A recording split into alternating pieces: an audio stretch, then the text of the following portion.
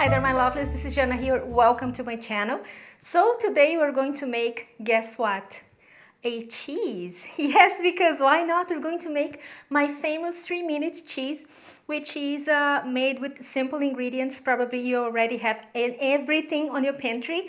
I'm going to guide you through a few substitutions so you don't need to rush to the supermarket or buy anything online. So let's start with the recipe. Alright, first we start with unsweetened plant-based milk. But bear with me, it has to be unsweetened. My favorite one is always unsweetened soya milk, because it has a mild flavor. It's packed with proteins, much more proteins than the other plant-based milk. So that is my preference. But you can make your own rice milk, cashew milk, whatever kind of milk. But another exception, do not use coconut milk because it has this sweet note, and coconut is very aromatic, and unless you really are going for a coconut tea kind of cheese, you do it, okay? Otherwise, just try to stay away from it. Now you're gonna add salt to taste, onion powder, smoked paprika, nutritional yeast, sour starch, lemon juice, vegetable oil, and optional, not necessary, a pinch of turmeric, or in this case I'm using yellow food coloring.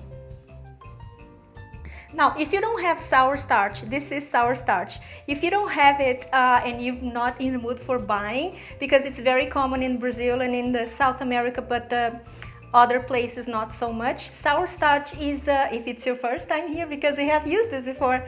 So sour starch is a fermented cassava starch. It gives the cheese elasticity, meltability, and these tanginess, you know, it brightens up a little bit. Not a little bit, a lot, the cheese. So that's why I choose to use it over tapioca starch, regular tapioca starch. But if you don't have it, don't worry, okay? It's going to be just as delicious. Maybe a little less, let's be honest, but you can definitely use tapioca starch. Now, if you don't have nutritional yeast, or you don't want to use nutritional yeast because you want to save it because it's super expensive, you can use instead MSG. Yes, don't yell at me, okay? If you don't like MSG, just don't use it, just don't yell at me. Sometimes I use it, okay? And or you can use fermented tofu, half a cube, maybe a little less, because it's really pungent, so you don't want it to overpower your cheese. Or you can use olive brine or white miso. So you can choose from those products which one you like, which one you have. You probably have a can of olives, so you use the brine. It's perfect, it's very umami. So okay, now we're going to add everything like we did to a pot. Do not turn on the heat yet, okay, because we need to dissolve everything. And then we're gonna put it on the stove, turn on the heat to medium, and stir it vigorously until you see that the cheese thickens up. Now, the consistency is going to be gooey, melty. It looks like a melted cheese, and it's supposed to be this way. Even when it's cold or cooler, it's not going to be a block of cheese, okay? And this is on purpose, because this cheese here is already melted, so you don't need to worry about it. How brilliant is that? And I have used it to make it, just to demonstrate to you guys, a few, how do you call it? I was gonna say berinjela, it's in Portuguese. A few eggplants or aubergines in a pizza style. Super easy to make. You just slice the aubergine, and then you pan sear them, salt and pepper on both sides.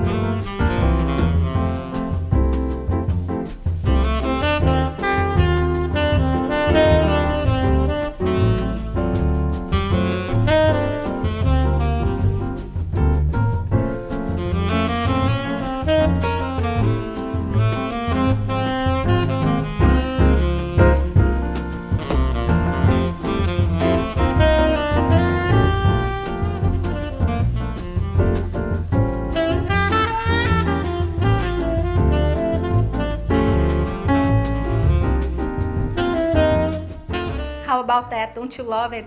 It is my favorite go-to cheese because it's so easy, because you don't need to worry about using cashews or tofu or anything. You just take your milk, the milk that you drink every day, your plant-based milk, unsweetened. Take that in your every time I use milk here on this channel.